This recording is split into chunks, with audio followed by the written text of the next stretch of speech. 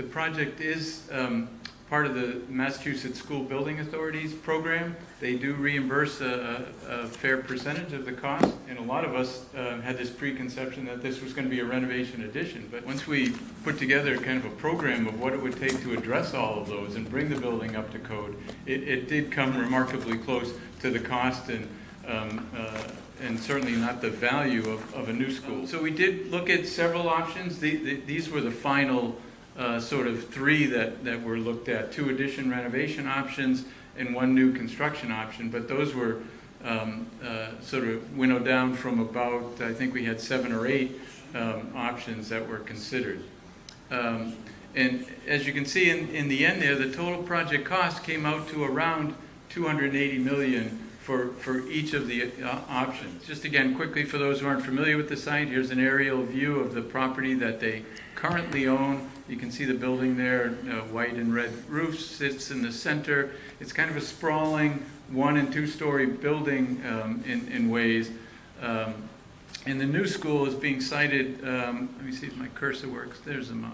Right behind the building where these solar panels, these are ground-mounted solar panels, where they sit, became the optimal location for new construction, and it allows the existing school to stay in operation. They'll obviously lose a few parking spaces, they'll lose the solar panels, but for the most part the school can operate day to day during the construction period, safely segregated, from the ongoing construction. The entrance drive will remain. It has 2 ways in and out of the site.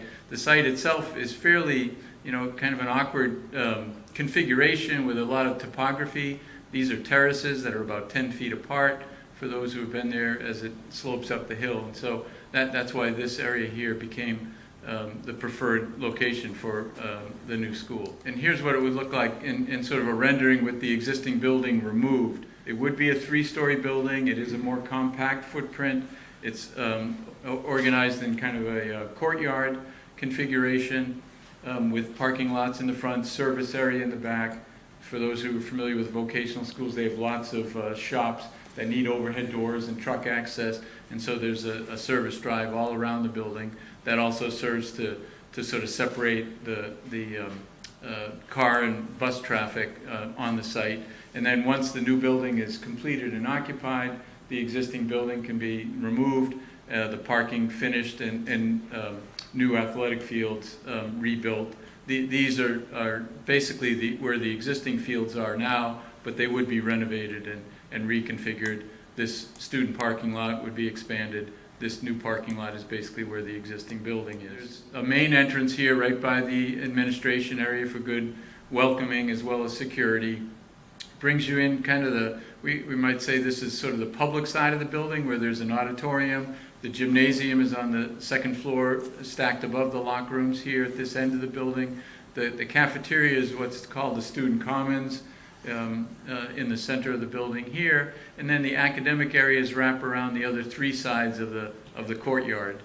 And you may know that the students at the school do serve the public in a few of these shops, like the culinary arts program that runs a restaurant, the cosmetology program that runs a salon. And so there's a dedicated customer entrance here with some dedicated parking.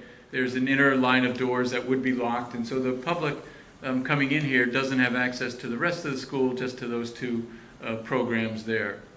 And as was mentioned in the video, one of the goals of the education program was, 1, to organize the shops in these clusters so that like-minded shops are kind of next to each other, but also to locate them in close proximity to academic classrooms. So directly across the hall, this could be a math classroom, an English classroom, and there's some collaborative areas, and there's teacher workrooms in close proximity to make the school more unified and collaborative, as opposed to the way it's organized today. All the shops are kind of on the ground floor, and all the academics are on the 2nd floor. There's kind of a disconnect there. So the upper floors also wrap around that courtyard, and again you can see the academic classrooms and then some other shops. These are what we might call low bay shops. They don't need to be on the ground floor, so they stack above the shops below. And again, on the left-hand end of the plan is the library, the auditorium, the gymnasium, kind of the larger public spaces, with the student commons in the center there. And there is a third floor as well. That's basically just the balance of the classrooms here, which may also be kind of the freshman academy. When ninth graders come to the school for the first semester or so, they have kind of a different schedule than the rest of the school, and it's a way to accommodate them. They have agreed to a 30-year bond for the project to spread out the payments over 30 years, and the assessment will start, each year based on each town's percentage of enrollment. So if your town has 10% of the students, you'd pay 10% of the assessment, basically, and there is a minimum for.